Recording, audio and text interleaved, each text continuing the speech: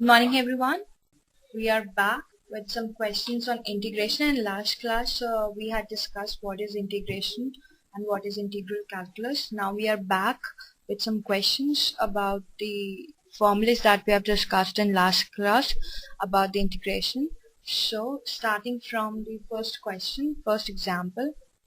First question is integration of 2x squared plus e raised to power x with respect to dx. So when I'll split this, I know this thing that integration of fx plus gx with respect to dx is same as integral of fx dx plus integral of gx dx. So if I will further split this, what I've got is integral of 2x squared dx plus integral of e raised to power x dx. And when I'll integrate this, I'll take out 2 as common because that's a constant. Integral of x squared dx plus integral of e raised to power x dx. 2 multiplied by x power 2 plus 1 upon 2 plus 1 plus integration of e raised to power x dx is same as e raised to power x plus whole constant. So the answer is 2 by 3 x power 3 plus e raised to power x plus constant. So this is the first example. What we have done in this, we have taken a question where we have to take out the integration of 2x squared plus e raised to power x dx, and in that we can see that if there are two functions, first is fx, second is gx, and they both are joined using plus sign. So to further solve it, what we have got, we will solve it as like this: fx dx plus integration of fx dx plus integration of gx dx. So the first function is 2x squared, the second function is e raised to power x. Now when I splitted it, it is 2x squared dx, integration of 2x squared dx, and the second function is integration of e raised to power x dx. When I further solved it, what I got is 2. 2 is a constant which I can take out as common. So 2 multiplied by integration of x squared dx, and second function is integration of e raised to power x dx. And we know integration of x power n dx is same as x power n plus 1 upon n plus 1 plus constant, and integration of e raised to power x dx is same as e raised to power x plus constant.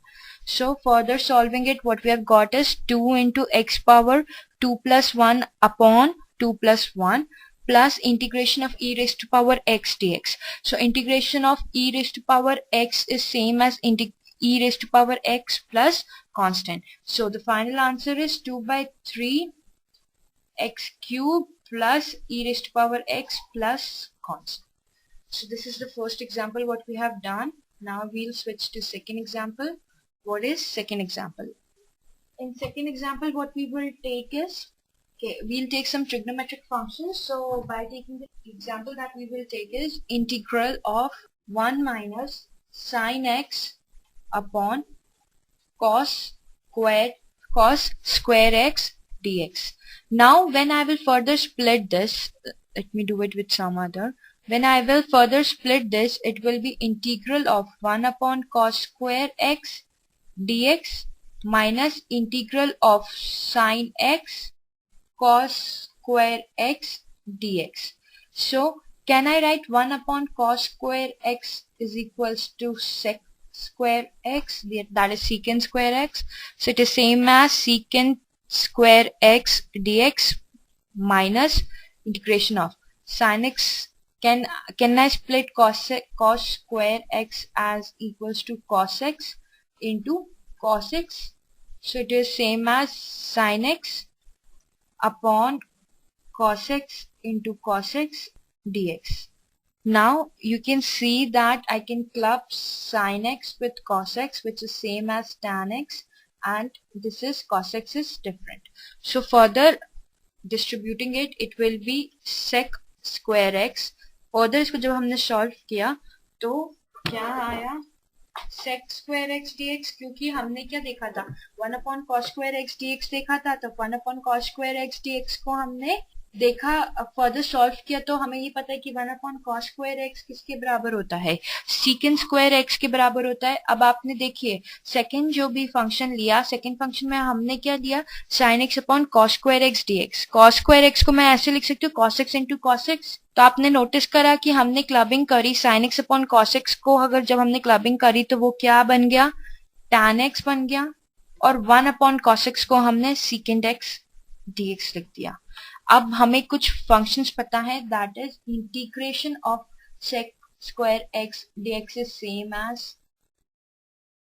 tan x plus c1, and integration of sec x tan x dx, what we sec x tan x dx is equals to same as sec x plus c2.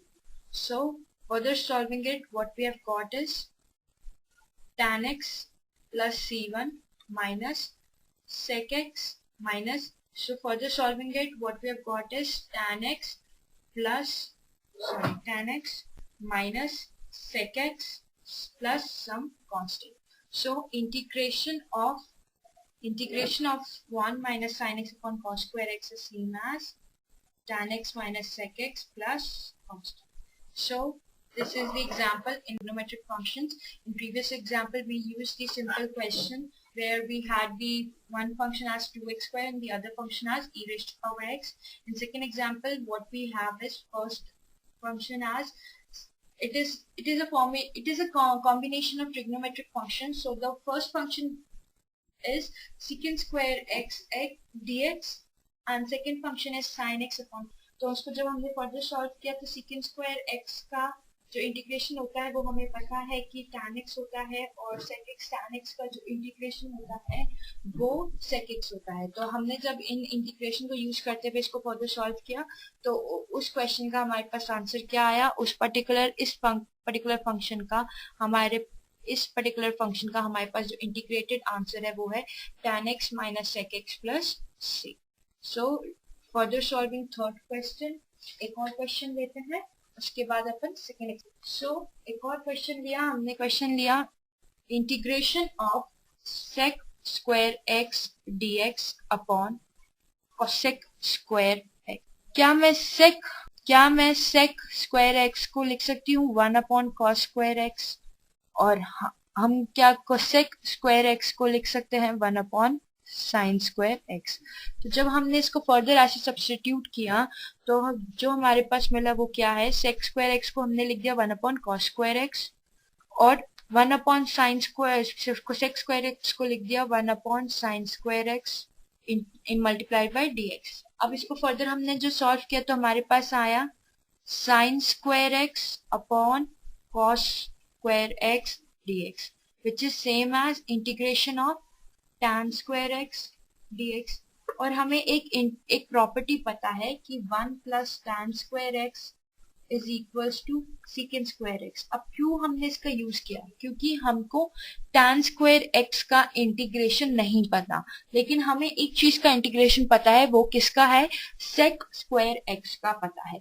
अगर मुझे sec square x का secant square x का integration पता है तो मैं कोशिश करूंगी कि tan स्क्वायर x को secant स्क्वायर x के टर्म्स में लाने की, क्योंकि what I know is I know the integration of secant square x but I don't know the integration of tan square. और हमें ये आइडेंटिटी पता थी कि 1 plus tan square x is equals to secant square x। तो यहाँ से जब मैंने फर्दर इसको सॉल्व करा तो tan स्क्वायर x की मेरे पास वैल्यू क्या आ जाएगी, secant square x minus, further हम इसको सॉल्व करेंगे तो हमारे पास क्या आया, secant स्क्वायर x माइनस 1। तो इसमें हमने जब वो वैल्यू पुट करी तो हमारे पास क्वेश्चन क्या बन गया, integration of secant square x minus 1 into dx। तो इसको हमने फर्दर स्प्लिट करा तो बना secant square x dx minus integral of dx। तो हमें अब पता है कि secant स्क्वायर x dx का इंटीग्रल क्या होता है, क्योंकि इस वाले क्वेश्चन में हमने यूज किया था कि secant स्क्वायर x dx का इंटीग्रेशन होता है tan x। तो यहाँ पे देख लीजिए, अब हम इसको फर्दर इंटीग्रेट करा तो integration of secant square x dx is same as tan x plus c1, और हमें पता है कि x dx का इंटीग्रेशन क्या होता है, -x plus c2। Further solve किया तो आंसर क्या आया, tan x minus x plus some constant.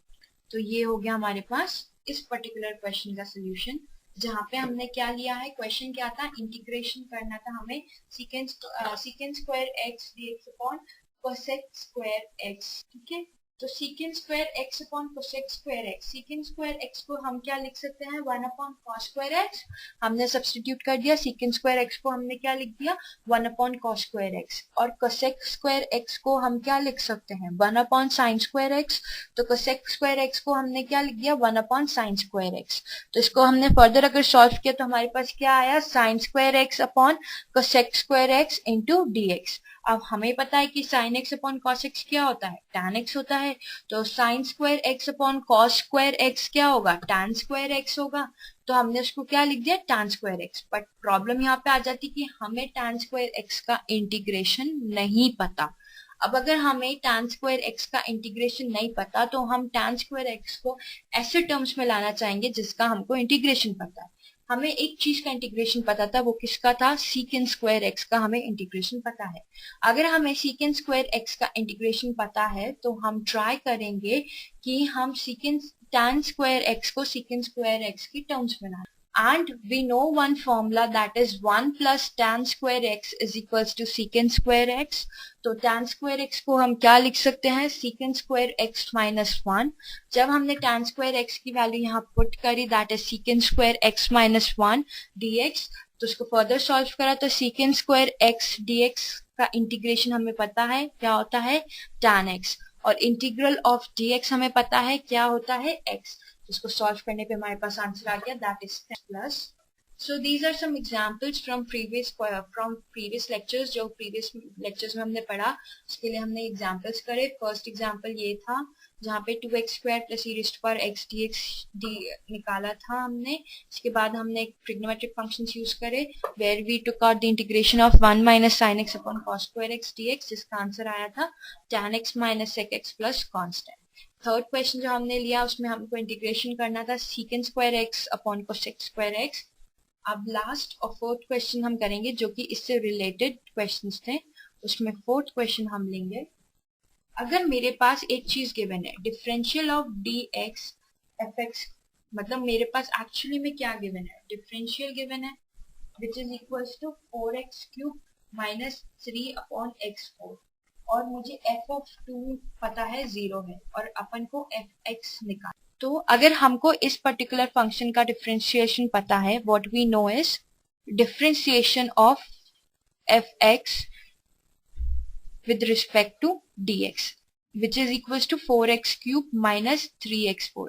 अगर मैं दोनों साइड LHS और RHS साइड दोनों साइड अगर मैं इंटीग्रेट कर दूं तो यहाँ क्या हो जाएगा, integral of differentiation of fx upon dx with respect to x, और यहाँ हो जाएगा integral of 4x cube minus 3 upon x4। अब देखिए यहाँ से अगर मैं dx मल्टीप्लाई कर दूं इधर की तरफ तो ये हो जाएगा integral of differential f of x which is equal to integral of 4x cube minus 3 upon x4 dx। तो देखिए डिफरेंशिएशन और इंटीग्रेशन, एक हो रहा है डेरिवेटिव, दूसरा हो रहा है एंटी डेरिवेटिव। दोनों क्या हो जाएंगे, आपस में कैंसिल आउट हो जाएंगे और हमारे पास सिर्फ क्या बचेगा, fx। और इधर अगर हम इंटीग्रेट करेंगे तो दो फंक्शंस मिले, integration of 4x cube dx minus integration of 3 dx upon x की पावर 4। तो इसको अगर हमने फर्दर इंटीग्रेट किया जो हम करेंगे, देखिए तो fx की वैल्यू क्या आ जाएगी, fx is equals to 4 into x power 4 upon 4 minus x power 4 minus 4 plus 1 upon minus 4 plus 1 into 3 plus some constant. तो fx आ गया हमारे पास, कितना आया, 4 से 4 कैंसिल, x पावर 4। देखिए ये हो जाएगा minus 3 into x power minus 3 upon minus 3 plus constant. तो 3 से 3 कैंसिल, माइनस 1 बचा, माइनस माइनस कितना हो गया, प्लस हो गया। तो fx कितना हो गया, x power 4 plus x power minus 3 plus some constant. तो अगर हम इसको अगर फर्दर सॉल्व करेंगे और f ऑफ 0 निकाल लिया हमने, ठीक है, f ऑफ 0 क्योंकि हमें क्या गिवन है, f ऑफ 2 0 गिवन है, तो हम f ऑफ 0 नहीं निकालेंगे, हम f ऑफ 2 निकालेंगे।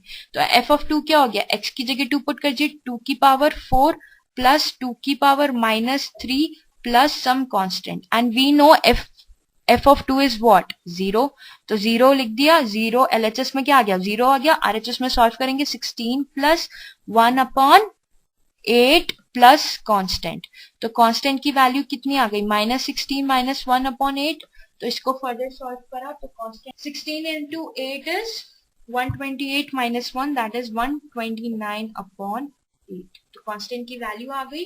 तो फाइनली हमारे पास फंक्शन क्या था, फंक्शन हमारे पास ऐसा था, fx हमारे पास कैसा था, ये देखिए ऊपर जब अपन ने कैलकुलेट किया था तो fx was of the form x power 4 plus x power -3 plus some constant, और इस कांस्टेंट की वैल्यू हमने यहाँ पे सॉल्व करके निकाल ली, क्योंकि हमें क्वेश्चन में गिवन था कि f ऑफ 2 कितना है, 0 है।